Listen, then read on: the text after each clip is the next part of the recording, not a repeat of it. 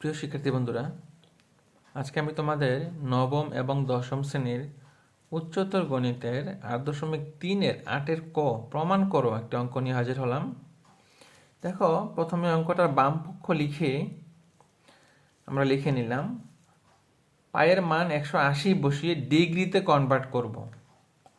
অর্থাৎ আমরা অঙ্কটার ডিগ্রি এই পায়ের মানটাকে 180 বসিয়ে ডিগ্রিতে রূপান্তর করব। 180 বসিয়ে 17 দিয়ে গুণ দিয়ে 10 দিয়ে ভাগ করব, তাহলে 306। এরকম করে প্রত্যেকটা আমরা ভাগ করে নেব। তারপরে এই সংখ্যাটাকে 90 দিয়ে ভাগ করব। কয়টা পূর্ণ 90 পাওয়া যায়? 3টা পূর্ণ 90, 3 নং 27, 270। তাহলে আরও দরকার আমার 36 ডিগ্রি।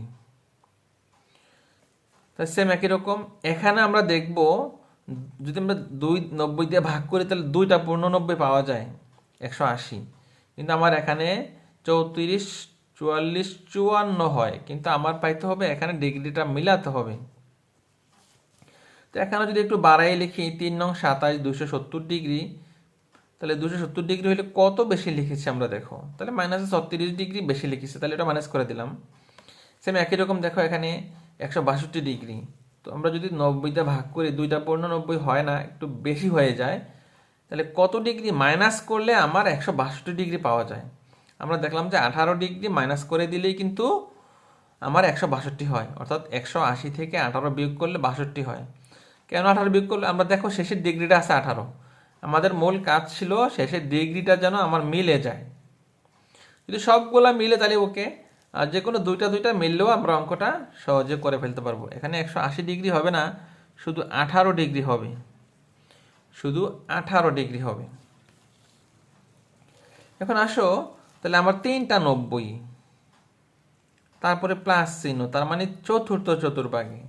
তো চতুর্থ চতুর্ভাগে তো আমার কস আর সেক আছে, কস আর সেক প্লাস, এখানে কস আর সেক প্লাস, তাহলে আমার চিহ্নটা প্লাস দিতে হবে না। আর 90-এর সাথে বিজোড় সংখ্যা গুণ থাকার কারণে অনুপাত চেঞ্জ হয়ে যাবে, কস হয়ে যাবে সাইন, কস হয়ে যাবে সাইন। কত ডিগ্রি? 36 ডিগ্রি।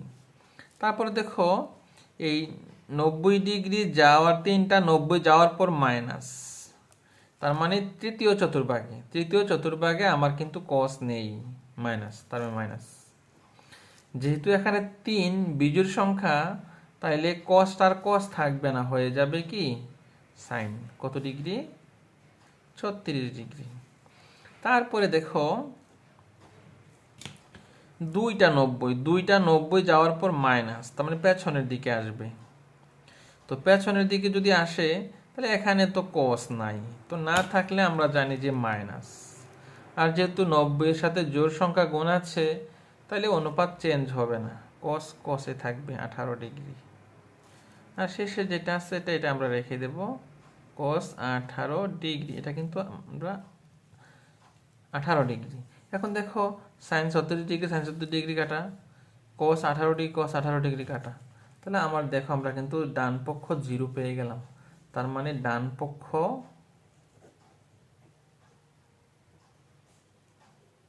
0। তাহলে আমার হয়ে গেল বাম পক্ষ ডান পক্ষ প্রমাণিত।